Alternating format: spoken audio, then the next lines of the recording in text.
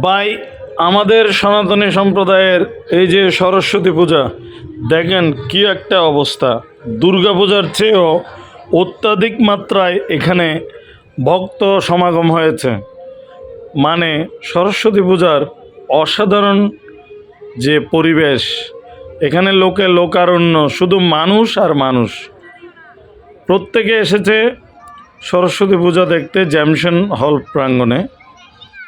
এই জ্যামশন হল প্রাঙ্গণে অনেকগুলো পূজা হয় এবং এই অনেকগুলো শিক্ষা প্রতিষ্ঠান থেকে শুরু করে আর্থিক প্রতিষ্ঠান এবং সরকারি প্রতিষ্ঠান এখানে পূজা অর্চনা করে থাকে। এখানে অনেকগুলো সরস্বতী প্রতিমা এবং প্রত্যেকের যার যার আলাদা প্যান্ডেল রয়েছে। এই যে দেখুন, মনে হচ্ছে যেন উৎসব হচ্ছে ব্যাপক আকারে। বিরাট একটি ভ্রাতৃত্ববোধ এবং সুন্দর বন্ধন সৃষ্টি হয়েছে এই জ্যামশন হল প্রাঙ্গণে। আপনারা দেখুন, শুধু মানুষ দেখা যাচ্ছে আর সবাই এত ভিড়ের মধ্যে কষ্ট করে পূজা দেখতে এসেছে। চট্টগ্রাম শহরে বলতে গেলে এতগুলো পূজা এক জায়গায় আর কোথাও হয় না। এই একটা মাত্র জায়গা যেখানে একসাথে অনেকগুলো পূজা অনুষ্ঠিত হয়। চট্টগ্রামের বিভিন্ন প্রান্ত থেকে এখানে ভক্ত সমাগম হয় এবং অধীর আগ্রহ নিয়ে তারা সরস্বতী পূজা দেখার জন্য এই জ্যামশন হল প্রাঙ্গণে আসে। আমি আপনাদের দেখাবো প্রত্যেকটি শিক্ষা প্রতিষ্ঠান তাদের নিজস্ব প্যান্ডেলে নিজস্ব মূর্তি স্থাপন করেছে। এক একটি মূর্তি দেখুন কত সুন্দর ডিজাইন এবং অলঙ্করণ করা হয়েছে। পূজা প্যান্ডেল থেকে শুরু করে প্রতিটি সরস্বতী মূর্তির আলাদা বৈশিষ্ট্য রয়েছে, যেগুলো তাদের নিজস্ব ধ্যান ধারণা নিয়ে স্বতন্ত্রভাবে তৈরি করেছে। এখানে চট্টগ্রাম শহরের বেশ কিছু নামি দামি শিক্ষা প্রতিষ্ঠান, চট্টগ্রাম সরকারি কলেজ, হাজী মোহাম্মদ মহসিন কলেজ, সরকারি সিটি কলেজ, আইন কলেজ, চট্টগ্রাম কর আইনজীবী সম্মেলনী পরিষদ, east delta university, southern university সবগুলো তাদের মূর্তি স্থাপন করেছে। রয়েছে চট্টগ্রাম পলিটেকনিক্যাল কলেজের মূর্তিও, ওমরগনি এমইএস কলেজ রয়েছে, ইসলামিয়া বিশ্ববিদ্যালয় কলেজ রয়েছে। এক একটি প্যান্ডেলের রাজকীয় কারুকাজ দেখে আপনার মনে হতে পারে এটা কোনো একটা স্বর্গপুরীতে আগমন করেছেন, কিন্তু বাস্তবে তা না। এখানে প্রতিটি মণ্ডপের অর্থাৎ প্রতিটি পূজা মণ্ডপের কিছু আলাদা আলাদা বৈশিষ্ট্য রয়েছে।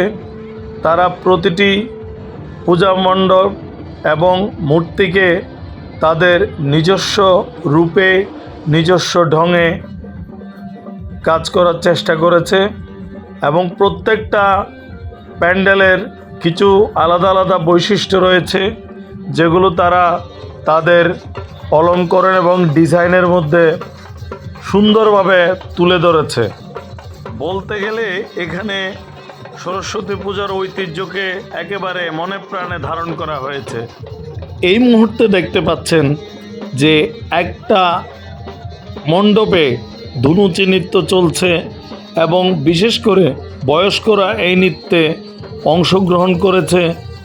তারা তাদের সামর্থ্য অনুযায়ী নিজস্ব কলা এবং শৈলী প্রদর্শন করছে ধুনুচি নৃত্যের উপরে, যেটি সান্ধ্যকালীন আরতি এবং প্রার্থনাকে মনে প্রাণে ধারণ করে। আপনারা পুরো চট্টগ্রাম না ঘুরে জ্যামশন হলের মতো একটা জায়গায় সরস্বতী পূজা দেখতে এলে সবই উপভোগ করতে পারবেন একসাথে।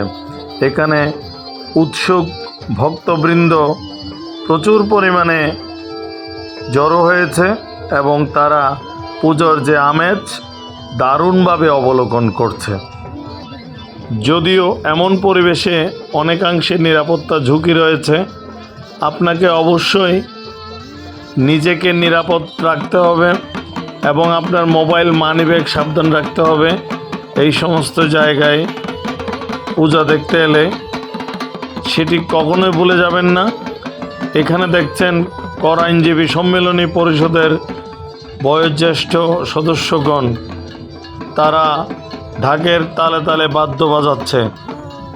এ যেন বিদ্যাদেবীকে আরাধনার ফাঁকে ফাঁকে আনন্দটাও সেরে নেয়া, কারণ দুপুরের সময় পূজা শেষ, এখন আরতি উপলক্ষে ধুনুচি নৃত্য এবং ঢাকের তালে তালে বাদ্য বাজনা চলছে।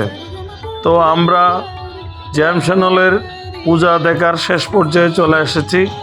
এখন চলে আসলাম চেরাগি পাহাড় মোড়ে যে পূজা হয় সেই পূজায় মূর্তিটা দেখে আপনাদের মনে হতে পারে এটাকে কোনো একজন শিল্পী এমনভাবে আর্ট করেছে যেটি অকল্পনীয়।